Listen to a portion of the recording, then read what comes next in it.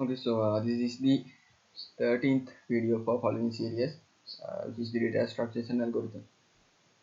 So this will be the last topic according to the operations of the array, which is this sorting procedure.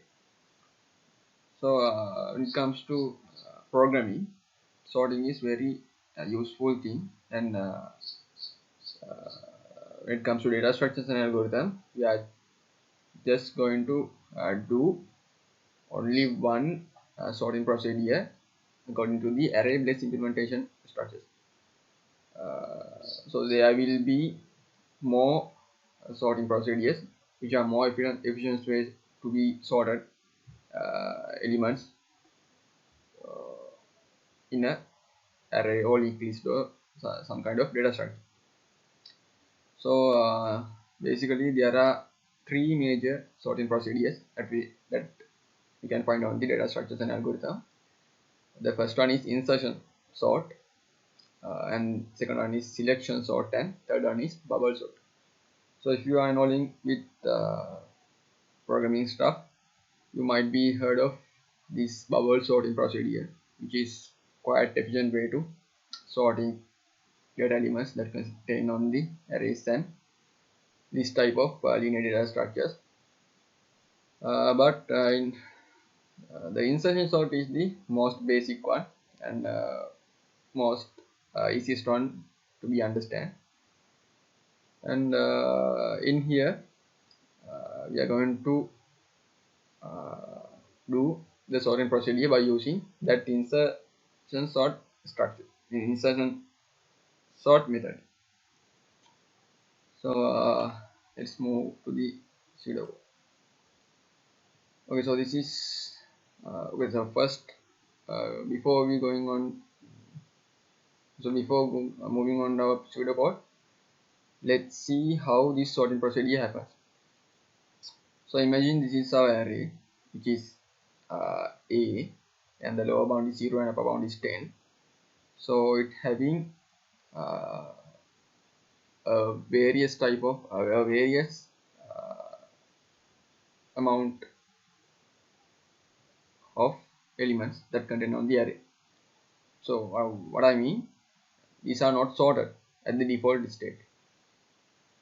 It is this is 2 and 10 1 5. So if it is sorted, this should be started at the minimum value and it should be ended uh, up to the most valued numbers. So when it comes to selection sort method, first thing is identify the least value at the array.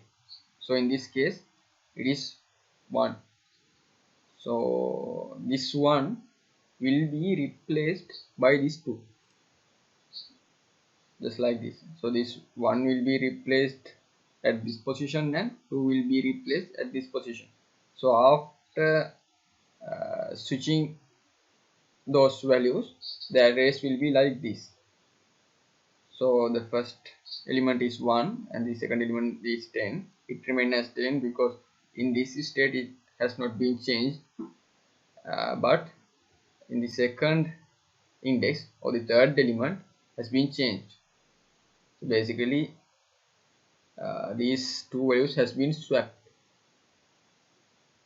So this is the basic procedure which should be done each and every element at this array, in this array. So after performing this same procedure to each element, the array will be like this. So this is how it looks like after being sorted. And this is the ascending order sorting. There could be done descending order as well. So that's just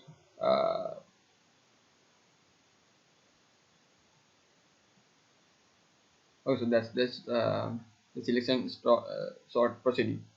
You can run both ascending sorting and descending sorting. So in here I just perform ascending sorting procedure. So this is how it looks like after uh, doing our C code. So let's move to the C code.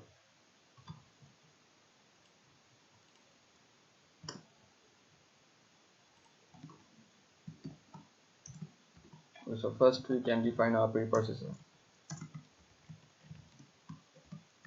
stdio.h, and let's define our max value, maybe 10 or something like that. And this is for the main method. And I will take as my array as ARR, which having the size of max values of 10. Then I will be using unsorted array as the default state.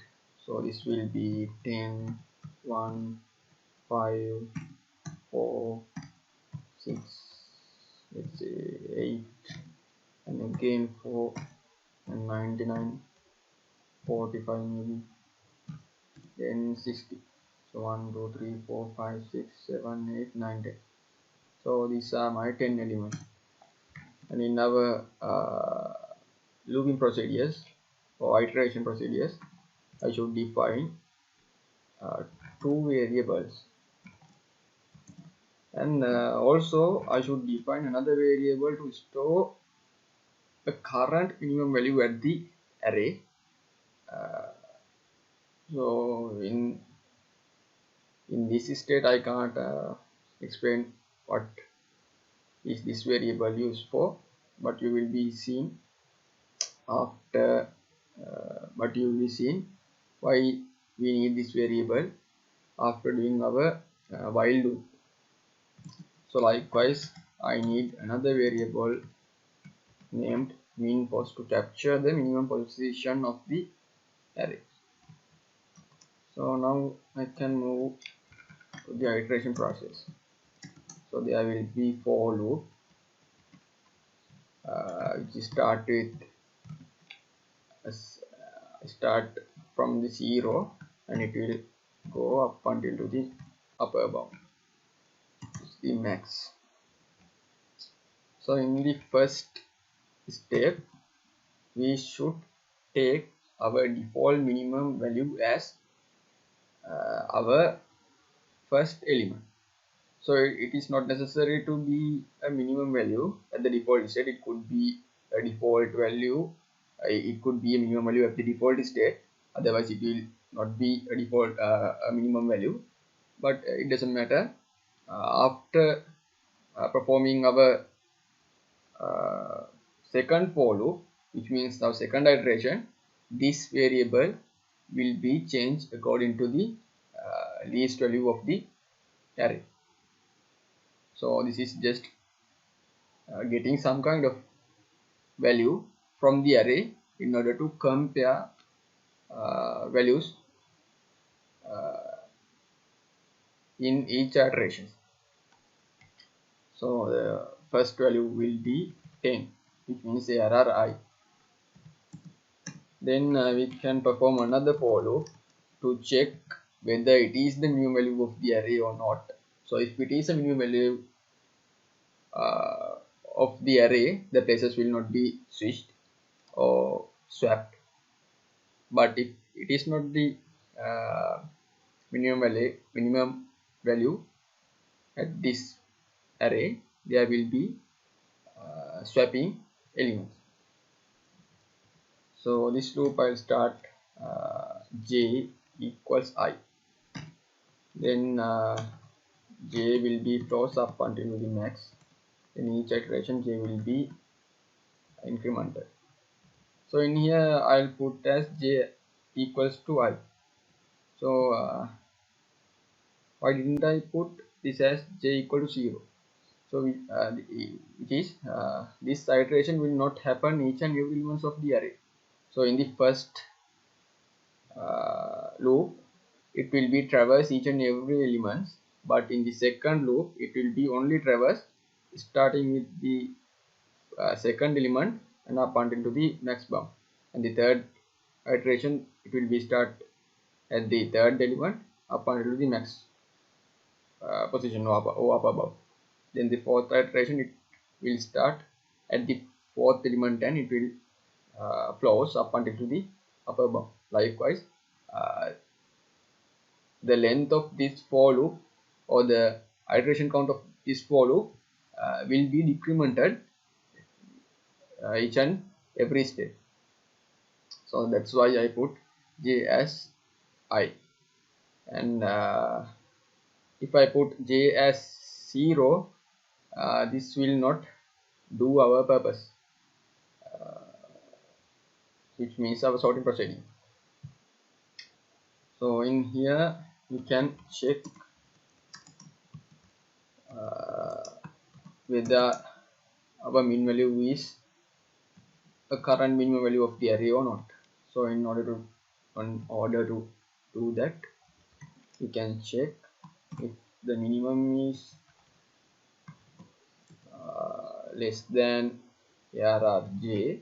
If it is less than arrj, or let's say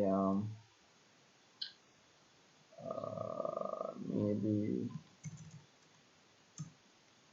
arrj less than minimum, then the minimum value should be changed, because now we have found another minimum value. So this will be arr j, and the mean pos will be equal to j. And if we haven't found any type of minimum value, the minimum value will be remain as same. So you can put simply min equals to min over here, but it will not do any kind of special thing. So I just can just simply rid of this code, which means the else statement. It is not necessary to be having on this selection procedure, because it's not going to do any kind of new thing. Then if we found a mean value, there will be swapping the elements. So in order to do that, first I should what I have to do, maybe arr mean pos equals to arr I, then arr I will be replaced by mean value. Okay, just like this. And in the default state I should define our mean position as 0.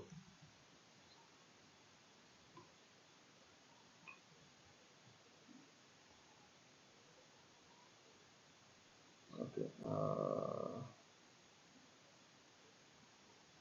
okay, I think our code is correct.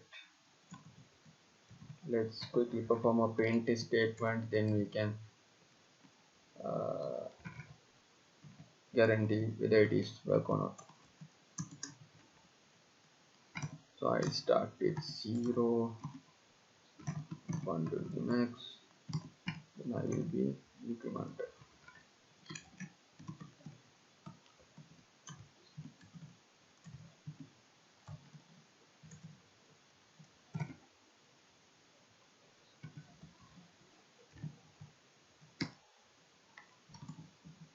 Let's compile and run. Okay, our code is working. So as you can see, in the default state, the array has not been sorted. So it containing mixed values all over the place. So but after doing our sorting procedure, which means our selection sorting method, the array has been successfully sorted. So it start with 1, and likewise each and every element has been sorted, and it ends with the maximum value of the array, which currently contains 99 as the max value. So it ends with the maximum value and start with the minimum value. Okay, so this is how we perform. Okay, so this is not merging. It is an error. So this is how we perform sorting procedure of the array, and those are all according to the operations of the array. So this will be the last video which discuss about the array.